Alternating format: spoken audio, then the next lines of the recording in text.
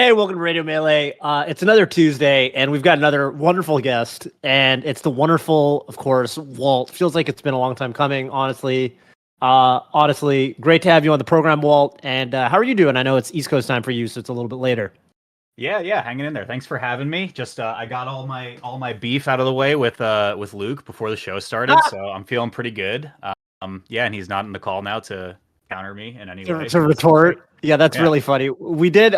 It's funny because sometimes we have like well, okay, I'm not gonna say it happens very often, but okay, like we have a guest or something, and then one of us is like, "Oh man, like I had a interaction with that guest, such and such and such," and it's like, "Oh, well, what?" Okay, and then we obviously between the three of us, me, PP, and Luke, we tell the story. So we've heard the story, but do you want to? I guess it's only fair, I think, to the listeners.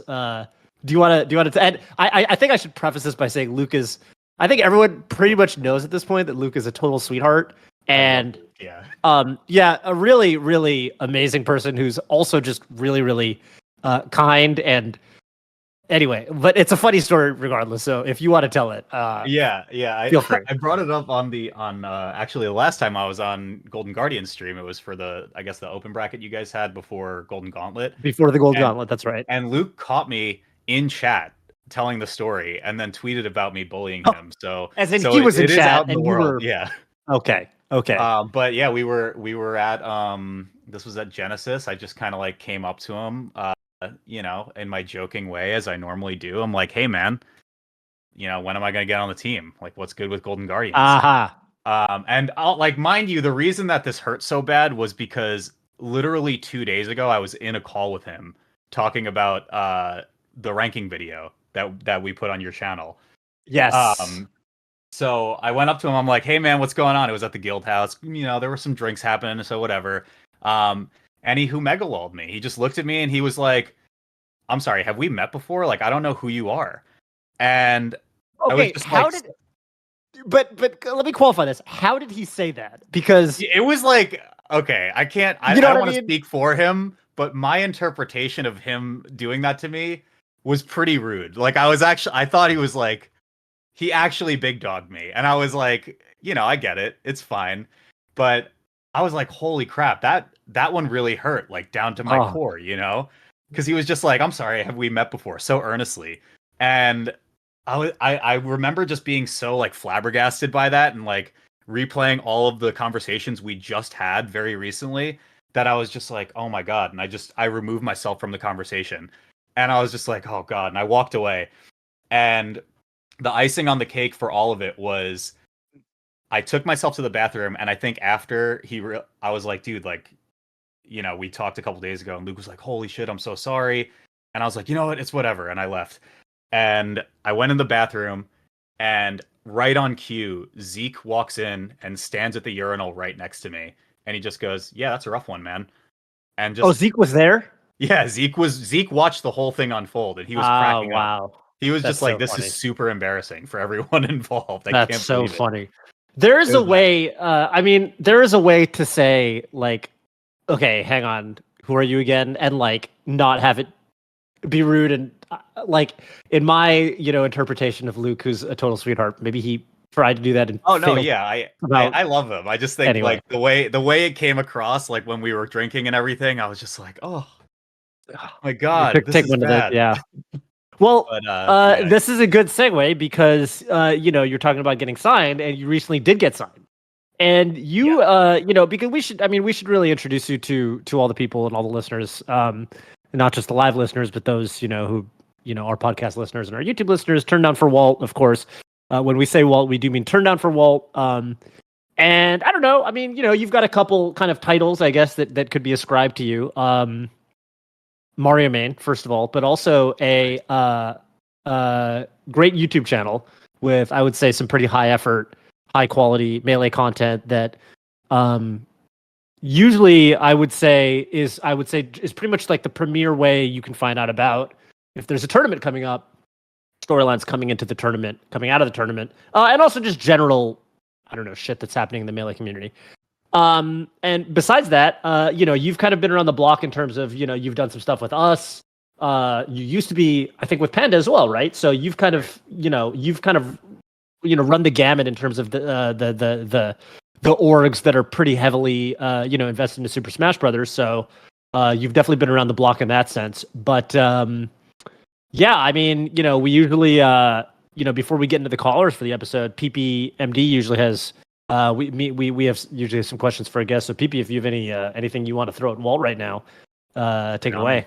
Yes, sir. Yes, sir. And just to really let people know, it's not just storylines Walt does. I mean, he's done full on documentaries on people. I mean, when Toph says high effort, I mean, I think it's really reflected in various ways in the work Walt does. And I just highlight that to say, I kind of want to talk about certain comments made about content and Melee, and we can bring that up whenever. But I think this kind of all culminated recently in Walt getting signed for Beast Coast. And so I'm curious, and I think many people might be curious, maybe aspiring content creators might even be curious, what is the difference? Because I think you can correct me if I'm wrong, but I believe my understanding is you had quit your other job to focus more on content, and then this happened. How is the stability of that feeling for you? What resources do you have now that you're signed? And is there anything more you're looking for? Yeah.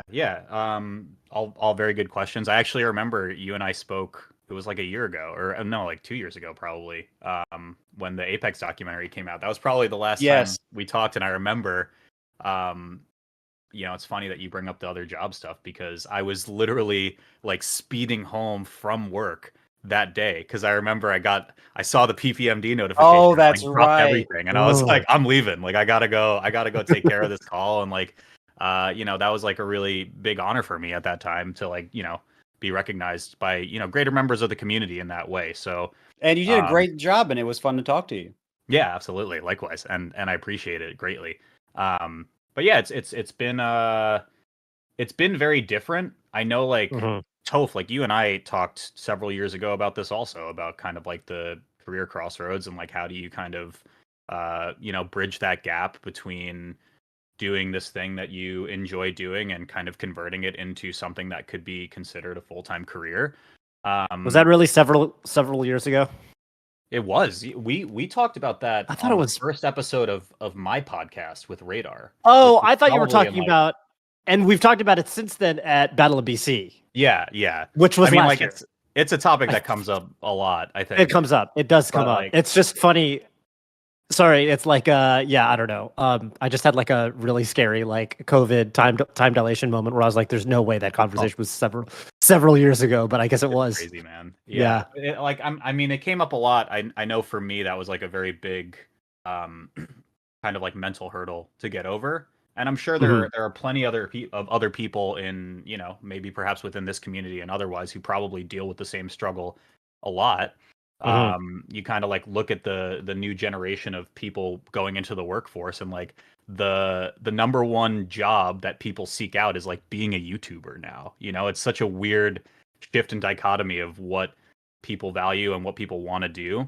And for me, I don't think it ever turned into something where I never really thought that it could be something that I could like turn into a full-time job. You know what I mean? I was always kind of like, this is going to make some money if it comes close to the amount of money I'm making as an engineer. That's amazing.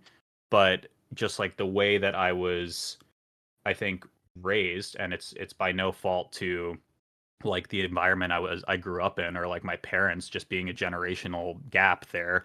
But the way that I kind of like came up in the workforce was always like do the job that is deemed normal, and like socially acceptable or whatever. I see my camera's going crazy again. I don't know what's going on there. But that was like a really hard pill to swallow, or like, for some people, I think. For me, it was kind of something that I went back and forth with for a really long time. And then Beast Coast came along, and I was kind of like, you know what, I'm at a point in time where, no disrespect to the job that I was at, but I wasn't totally happy there. And I think coming off of the experience that I had, and I brought this up several times before at the Big House, where I ran the marketing and all the media and broadcast videos for that tournament, the like complete 180 flip of like not being super happy at my current job versus, wow, I'm really happy doing this. And I think I'm pretty damn good at it too. was just like such a weird thing. So to be like recognized for that was super humbling, and it was also just something where I think it was a lot of confidence instilling of just like, this is something that I can realistically do, and if it's not in gaming, it's it's not meant to be, then we'll figure that out at a later point. But I'm gonna be Yeah. kicking myself if I don't give it a shot now. Yeah, so Yeah. you feel well supported here, it sounds like, and Yeah. and I'm curious if there's any extra help that Beast Coast is giving you, just to give people some insight. Are you getting any editors from their team to help you, or are they helping to market anything, or what are you doing for them if it's said a different way? Like, I don't know if they're going to help you with your work or how much you're going to help them, but I'm curious what the relationship is like there, and because it might be different than what a player or otherwise experiences, you know? Yeah, totally. I always thought like my position in esports, or like more specifically Smash, was pretty unique in the sense that I'm not very good at the game, but I do find myself to be good at the things that I've invested my time in, which is creating and kind of telling stories Right. in this unique way. So my formal title at Beast Coast is the head of media for North America. What that means is I basically run we only have 2 North American channels right now. We do have a South American division, which is kind of largely Dota, which is kind of where Beast Coast, I would say, is like the moneymaker for esports right now. They just have a really great big Dota presence, and it's actually super sick to see Mm-hmm. games like that I'm not as familiar with. But for my kind of like jurisdiction, I run the FGC channels, which includes like Melee and Strive right now. Mm-hmm. Potentially some other games pending people we want to talk to, but I can't really talk about that too much. Exciting. And Pokemon as well. So we have creators like Wolf Click, Ah. who's very big, Cybertron, James Bake. I might be butchering his last name, but really like unbelievable talent base overall. And of course, like on the Melee side, the people who are kind of tuning into this chat know SGJ. They know that Magi was formerly on Beast Coast. They know as of today that WAF was formerly on Beast Coast as well. So the talent base was really incredible. And I think to kind of give a short answer to your question, I feel super supported with this team. We have a small creative team that we work with, and it feels really empowering in ways to be able to like come up with an idea and then be supported on that idea by the rest of the creative team and be like, yeah, this sounds dope. Take the reins, let's do it, see what happens, and we iterate from there. It Should also almost add, it's sounds only like been like 3 weeks too, so sure, I don't sure. have like my feet totally wet yet, Okay. but Mm-hmm. from what I've been able to experience, it's been awesome. Cool. So when you say working with a creative team, just to clarify that a little bit, you don't have to spend a lot on this, but just a little curiosity, at least on my end, or is there, you guys will work on ideas together? Someone gets an idea and someone else helps form it, or say, well, what about this, or what about that angle, or how can we present this a little differently? You get some of that, Yeah, or yeah. So far, like I would say like a lot of the ideation is supposed to come from me, but I think okay, that it's I mean, it's meant to be like a collaborative thing at the end of the day, cool, right? cool. We do have our first video coming out on Beast Coast FGC tomorrow. Oh, That one's going to be on Strive. So we have really good Strive creators. If you guys are familiar with that game, we have Mm-hmm. Knight, we have Jonathan Tene oh, as well. Both like really solid high level Strive players. So again, like Mm-hmm. the Jonathan talent Tene base that based we here have in is great. NorCal. Yeah. So Yeah. they're awesome. They're super easy to work with, and I'm Mm-hmm. pretty excited because we did a Strive video just pretty off the cuff, and they were down with it, and I was like, yeah, that's cool. So we can do this Nice. more often now. awesome, awesome. I'm I like this kind of cross pollination because I feel like, especially when it comes to content, there are a lot of things that I notice that um like one fighting game, or like let's say Smash, will do, and then other fighting games don't do, like video formats, low hanging fruit. Like, for example, like we've done Melee Jeopardy, but like, why hasn't anyone done FGC Jeopardy? You know what I mean? Like there's so much, like, I think, really cool low hanging fruit out there when it comes to really fun video ideas. There's so much history in the FGC. Um, Lord Knight learned Melee from Mewtwo King in 2007, Yeah, right? yeah, Like there's so so crazy. much like random cross-pollination that I think there's a lot of there are a lot of interesting ideas that no one's really doing. So Yeah, hoping to see some of that stuff on y'all's channel for sure. Yeah, not even like a spoiler of things that I'm doing, because it's funny that you bring it up. Shout outs to Sam, who was one of the former. He was actually the creator of GG Melee, who kind of like got the ball rolling with y'all's channel many years ago. Definitely. When I started with Beast Coast, I texted him and I was like, "Hey man, I'm stealing all of your ideas and using them on Beast Coast, just so you know." So that's not even like a spoiler. Like I've been planning a bunch of stuff like that. Cool. Yeah, I mean, someone's got to do it. Someone's got to do it, right? Like, might as well. Mm-hmm. Yeah. Yeah, and I also, this slightly shifting gears. I wanted to ask you, because also on your own, just on your own personal channel, you've got a lot of like, video projects that you've done and stuff like that. Do you have for example, like Practical? I think it's Practical Tess, who like has his like, I think Peach like world record video. Yes. That he's really, really proud of, I think, and I think he kind of considers that his magnum opus. Do you have anything like that, like videos, either recent or just all time, that you're like really proud of, or like video projects that you've worked on that you're like, I really love the two ducks that I put together on y'all's channel. If I had to pick like my favorite, or like the video that I think is far and away the best project I've ever done, it's probably between the Abate S2J mini doc and then the Apex 2015 bigger documentary. The like meme pick is the HBox fainting breakdown, because that actually has like real math in it.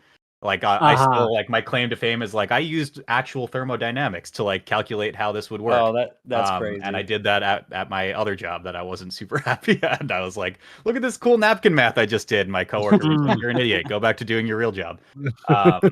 But yeah, I think it's between Abate SGJ and Apex. Abate SGJ was kind of like the first real like collaborative piece. Like I started talking to people who and I think like a lot of creators who go it alone kind of experience this, where they hold a lot of things really close to the chest, and like I don't blame them for this. There's nothing wrong with that, and if you can make it work, then that's great. But there's a lot of things that creators like myself I can't do, or there are people out there who can just do it a lot better than me. So I remember like for Abate SGJ, I reached out to JDMH, who was who's the 3D artist for Panda at the time. And I was like, hey, I want to make like something super cinematic. Like, let's collaborate on this.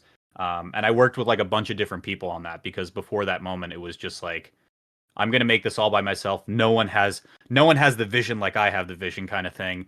And there's kind of like a prideful thing that you learn to let go over time as you work with more and more people, and kind of recognize like, hey, these people are super talented, and they should get their time in the limelight as well. Right. On the other hand, the Apex one was just like super long.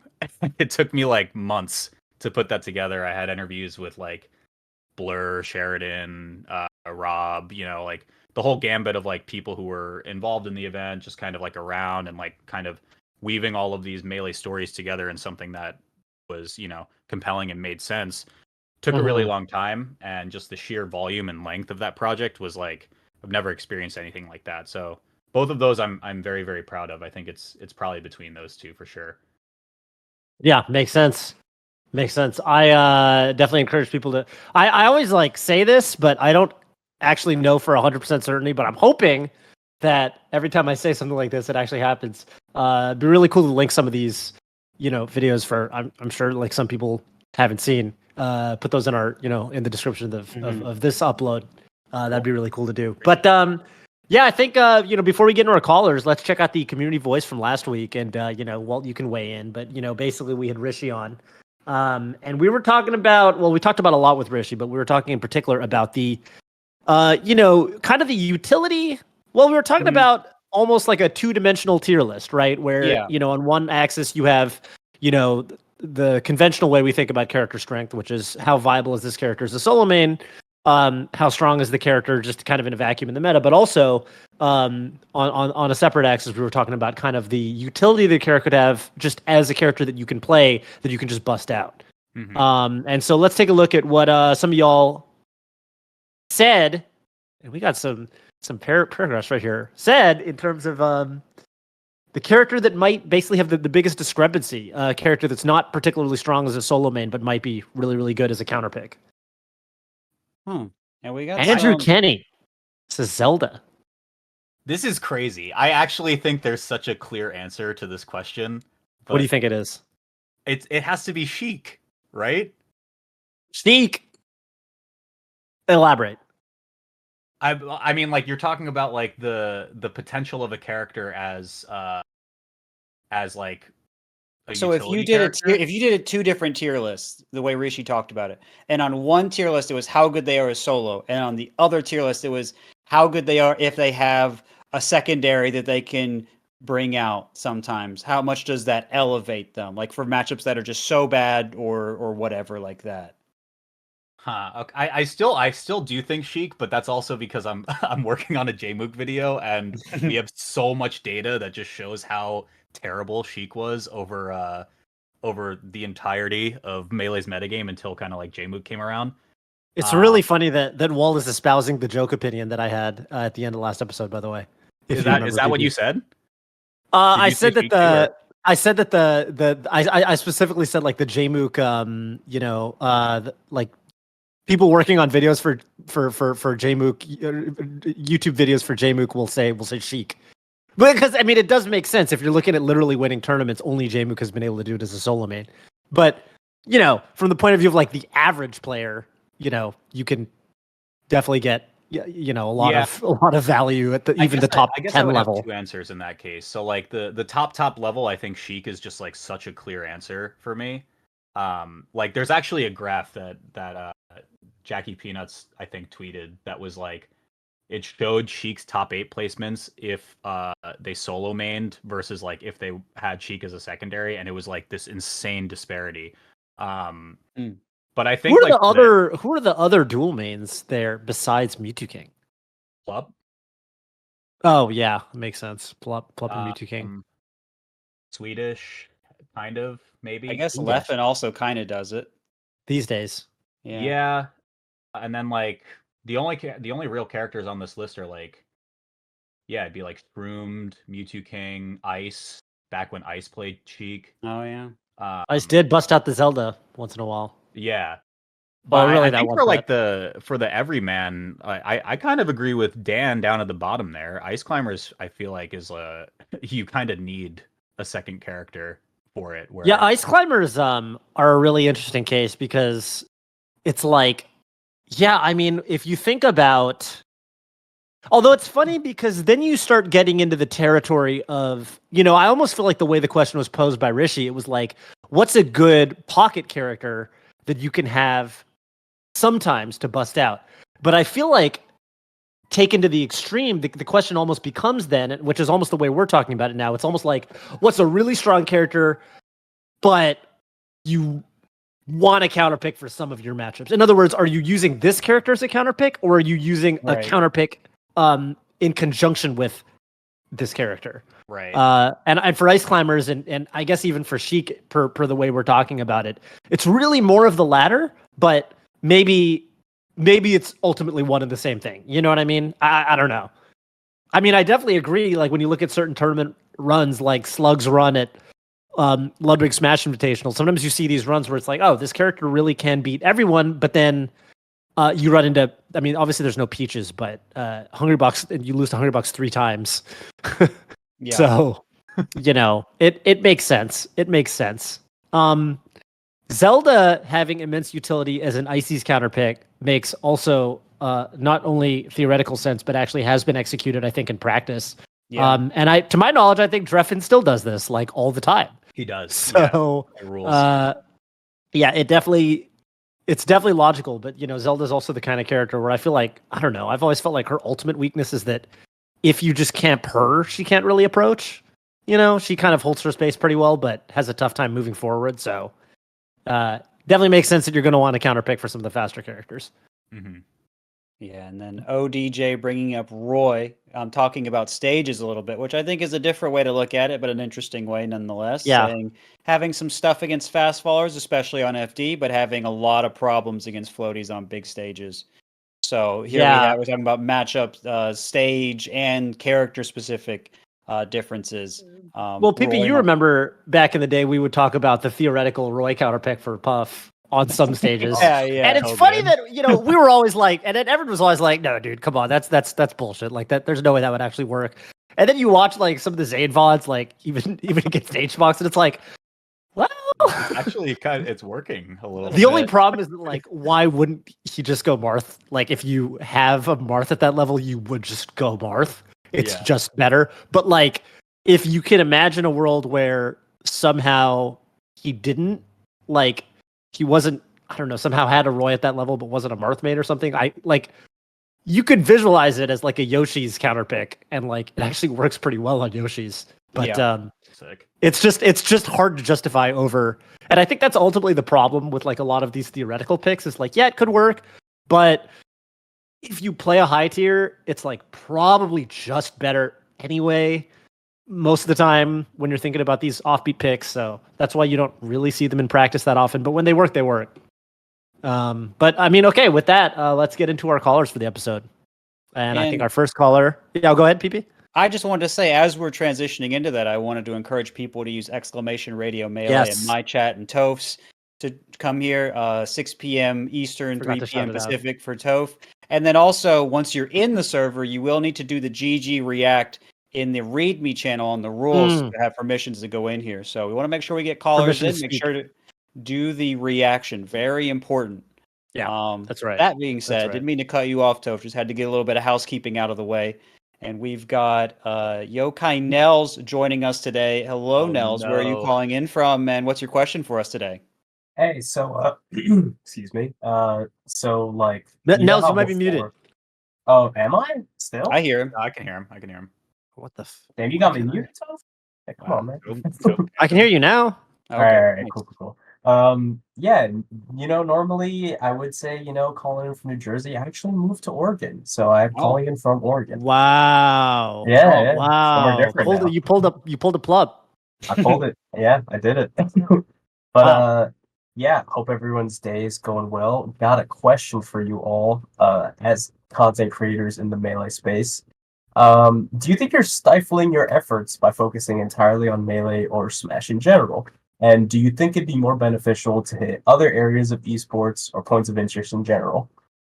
Yeah, that's a good question. I'll start very briefly and then I'll pass it on because I've even talked to Ludwig about this, right? And I think for me, it depends on what your goals are. Like, I mostly just like Smash.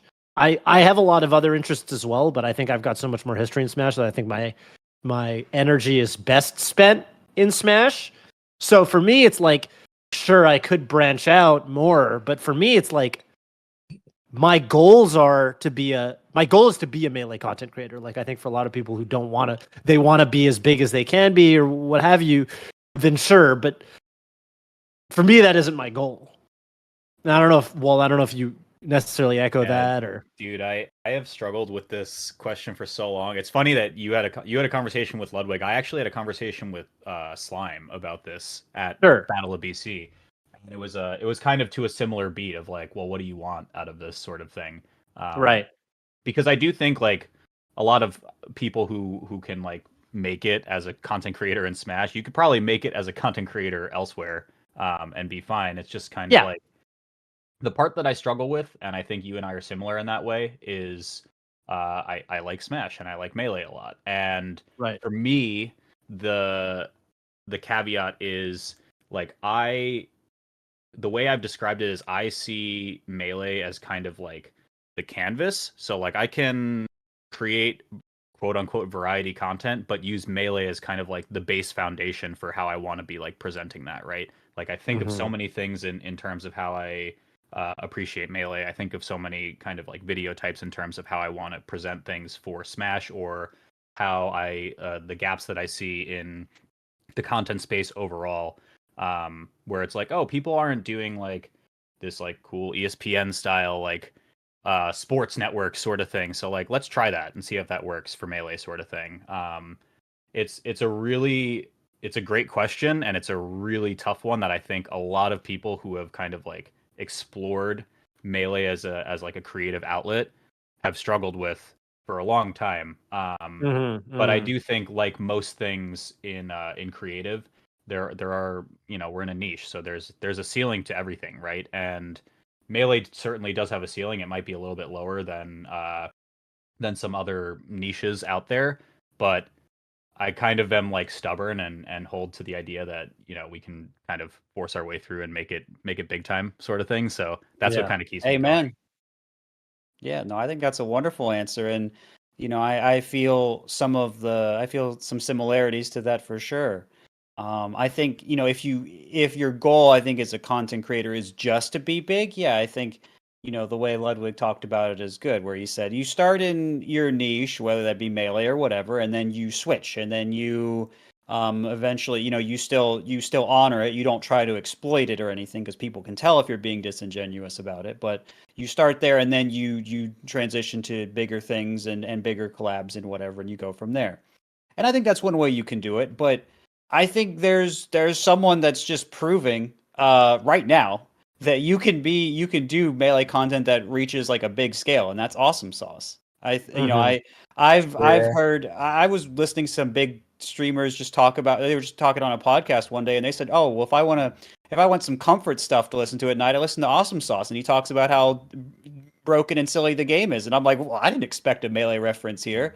And so I think there are ways, and it's already being shown, to be big enough in Melee. It's already being proven. I mean, he's proving it right now, and I don't think you have to copy Awesome Sauce to do it either. I think there's a lot of interesting stuff in Melee, a lot of interesting storylines. I mean, the first documentary getting so many views and all of that, and people being able to fund the second one and everything else. So I do think there is something really, really big that you can do with Melee. And I think there's this self-perpetuating thought that happens in Melee, which is like, oh, well, there aren't that many people that are really doing it in just the content space, or that are having content that blow up, so I don't think I can do it, and then it makes a cycle, right?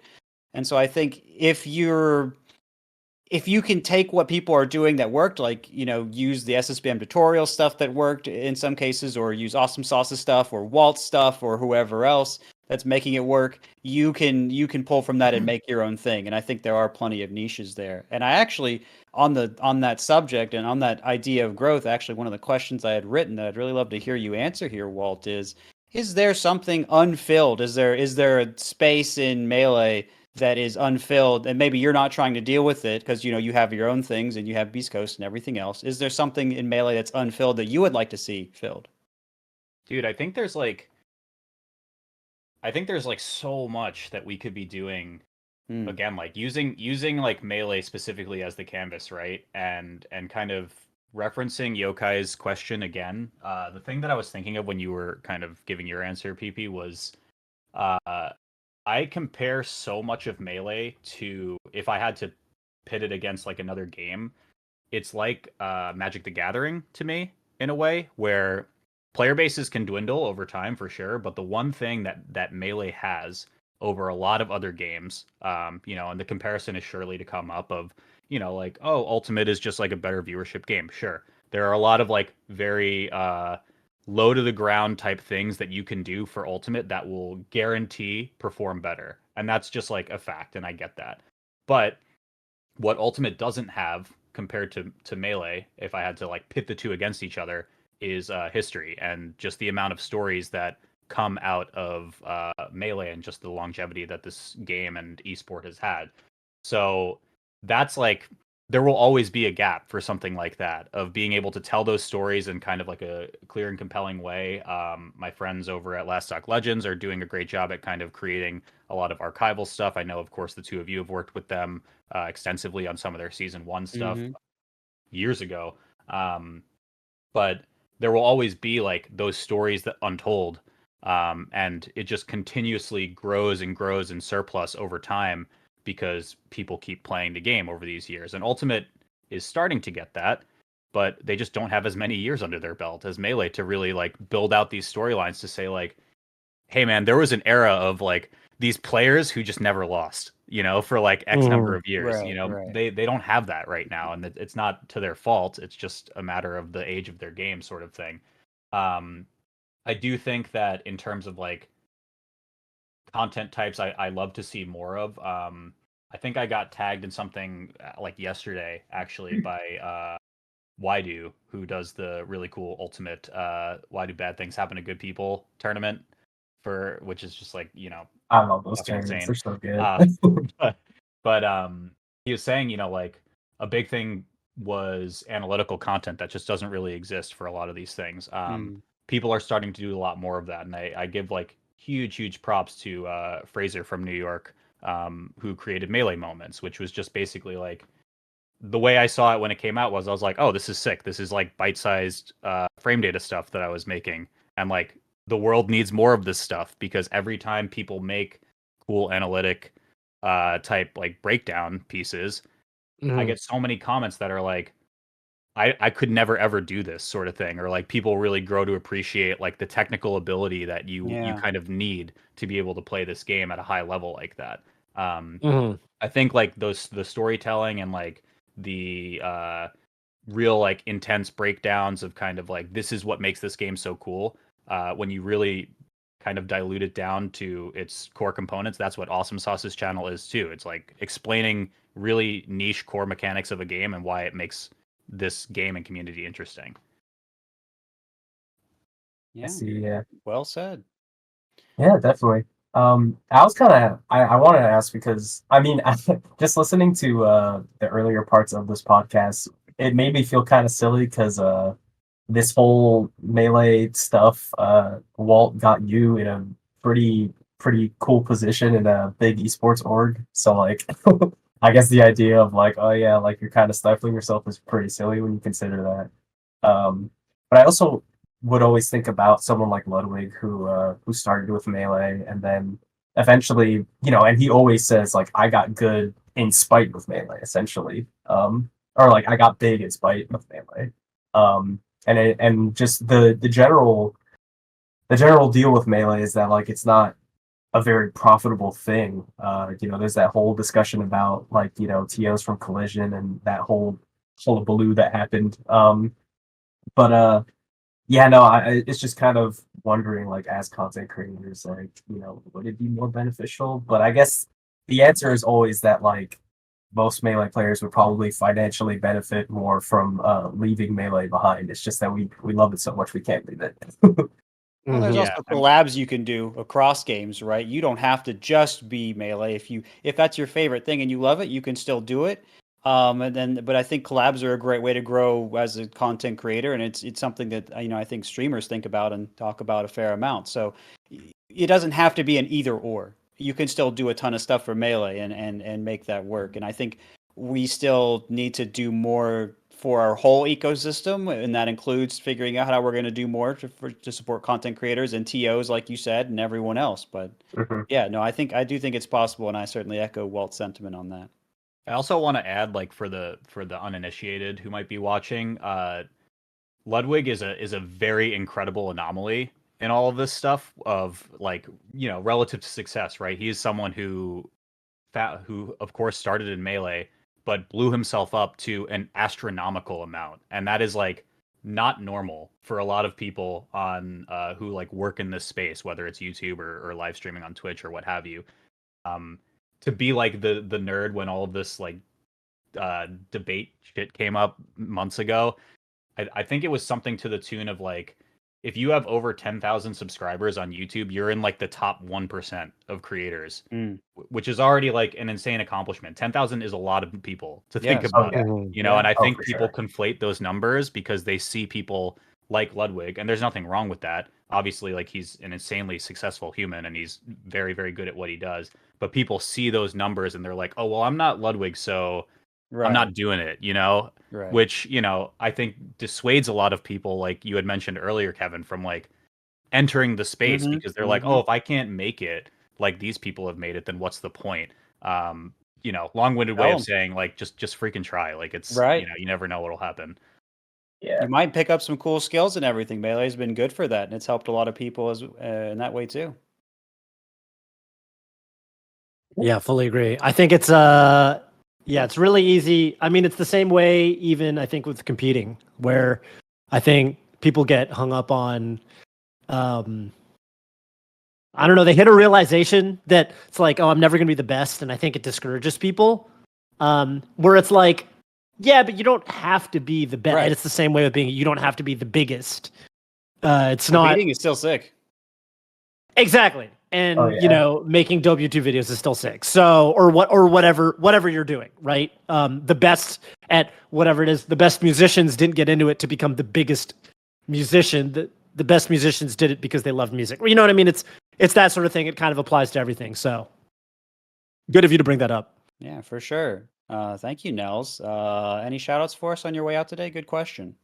I'll give shout outs to I went to a collision, and I had a good time. I stayed there for weeks, saw my family, saw my friends. So shout outs to the Tri-State Smash community. I love y'all. I will visit again soon. And also shout outs to the Oregon scene. I'm pretty far from everyone, but like everyone is super cool, and I look forward to coming out to more stuff, hopefully. Heck yeah. Oh yeah.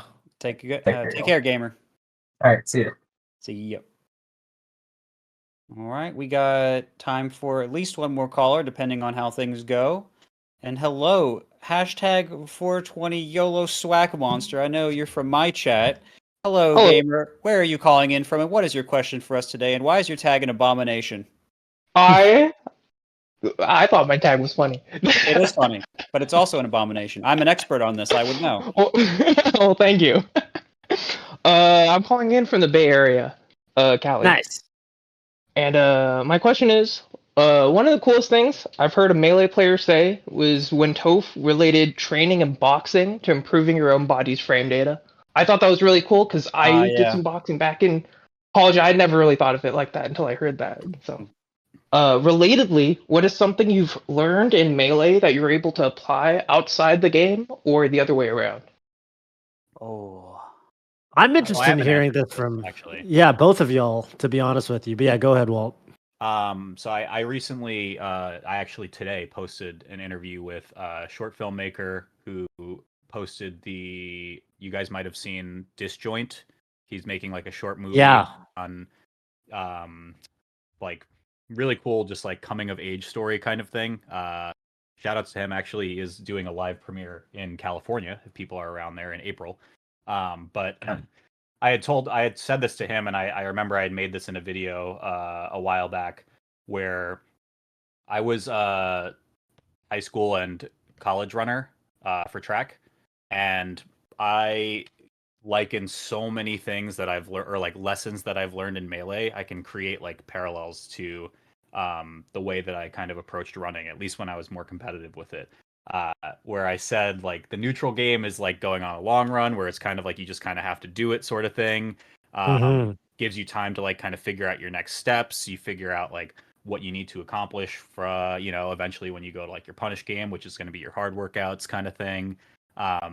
I found a lot of comparison, I think, in like general health, and namely at that point in my life, it was running to what I've learned from Melee. How about you, PP? Anything come to mind?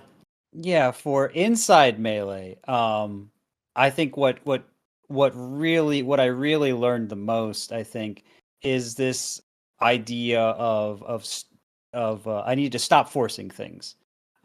Because as I grew as a player, I was very much someone that would like beat my head against the wall and try to do this thing that I thought was right and do it over and over and over. And I really wanted to do things that way, and that really got me very far.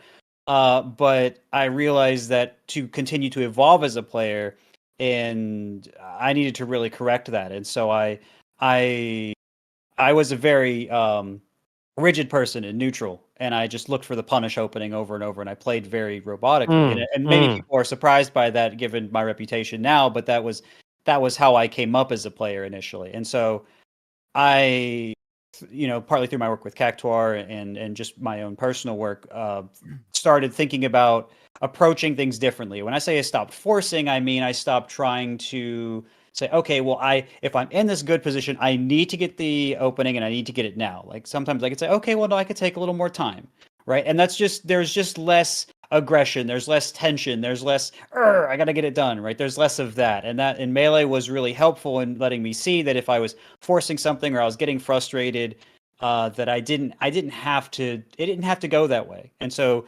Melee really helped me pay attention a lot more to my feeling and help me become more flexible as a person because I wanted to be more flexible in the game. It was remarkably important, and I'm very glad to have learned that. It's been very valuable for me. I am surprised to hear that this is something you struggled with, but this is probably also because I only knew you after you had your reputation. Once you were already really good. Yeah, no, beforehand, I mean, I don't think I was even fully aware of it beforehand, so I might not have even told you that I was that way, but once I realized it was an issue, I was like, "Oh, I need to change this." And that's just sort of how I've always been is once I realize there's an issue, I'm like, "Oh, I got to do something." But I was denying it. I was not being honest with myself about it.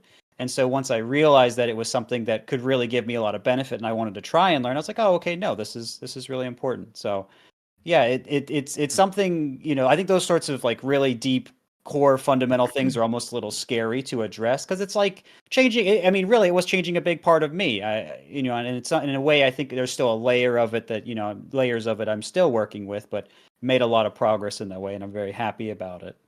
Mm-hmm. Mm-hmm. Yeah, I think for me, like, kind of related to that. I like your example of I like your example in the sense that it's, I think, very relatable to have a certain realization in the game and then being able to extrapolate it to other avenues. And like for me, I think something that I've talked about with Drug Fox back when I was taking lessons with Drug Fox was like the concept of like being okay with tension. And something that I had a lot of problems with in Melee was that I would always want to make something happen. I think a lot of Spacies players resonate with this, is that you want to like rush in, nair in, right? You want to, it's like, okay, like got to make something happen. Like I've got a good position here. Like they're right there.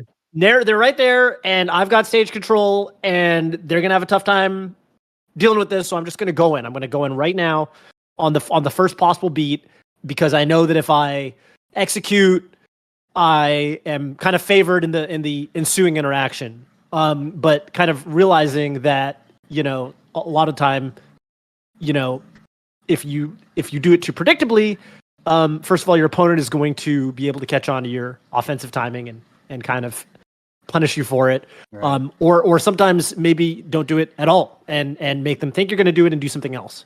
Yeah. And you're going to have so much more success. And I think this is something that really does apply to almost any game. They talk about in chess, they talk about the concept of keeping tension. They talk about how the best, I think a lot of newcomers to chess, they always want to trade all the pieces off the board as soon as possible because it kind of feels like you're doing something.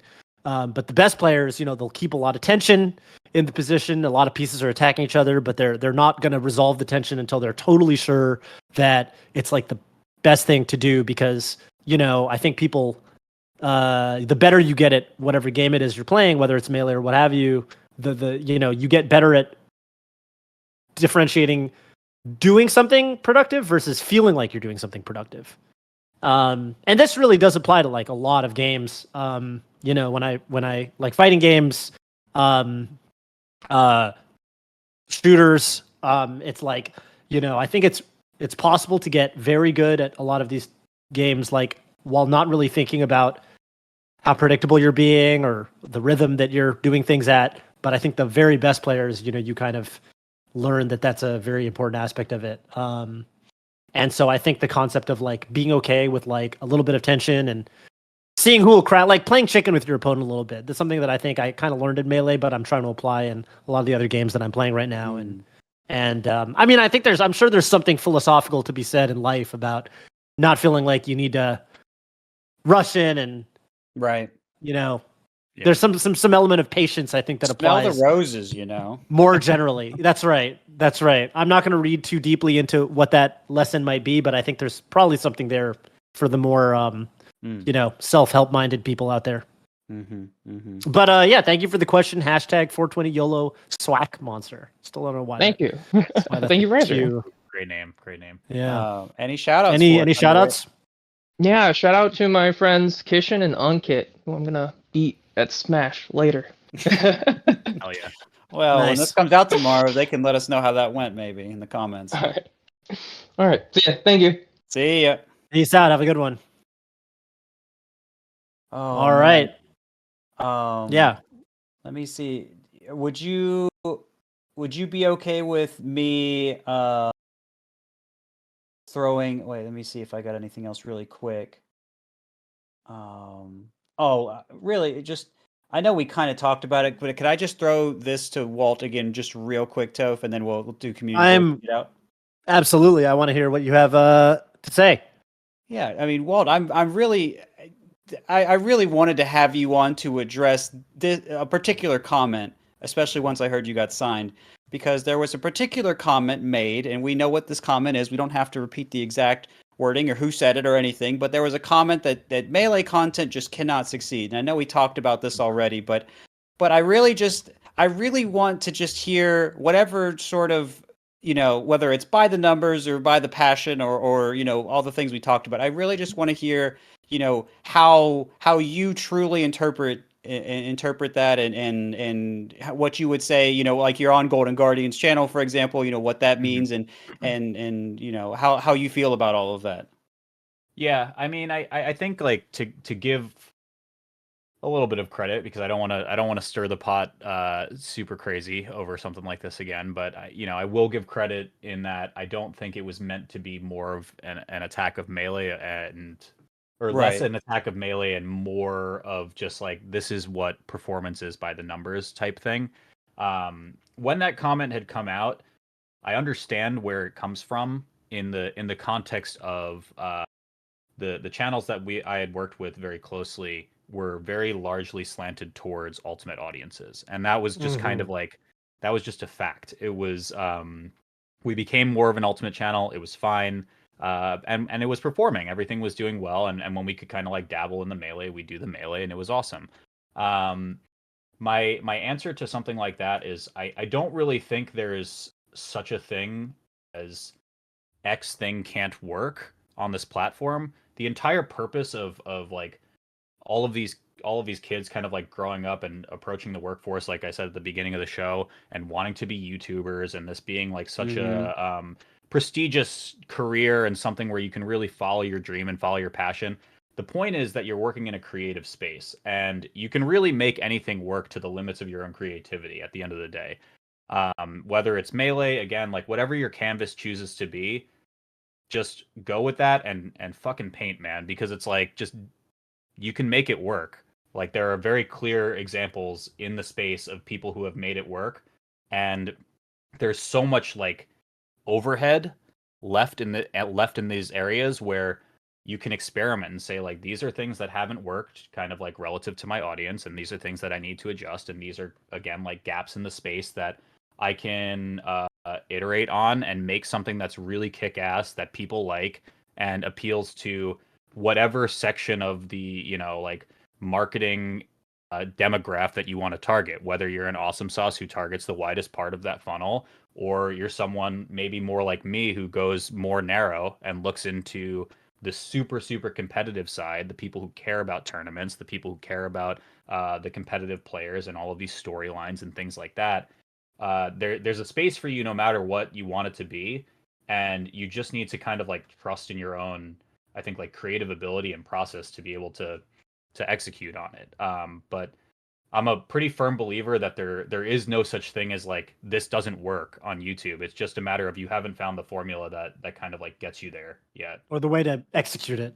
Yeah, Right. and you've lived that. You've proven that by your own work and by getting signed to Beast Coast. So just wanted to congratulate you on that again, and thank you for your heartwarming answer, especially given a time where there has been more concern around Melee and Melee content. So thank you for that. And lastly, one other thing we've got to ask you for is the community voice. Your question to the YouTube audience here. What question that only you could ask?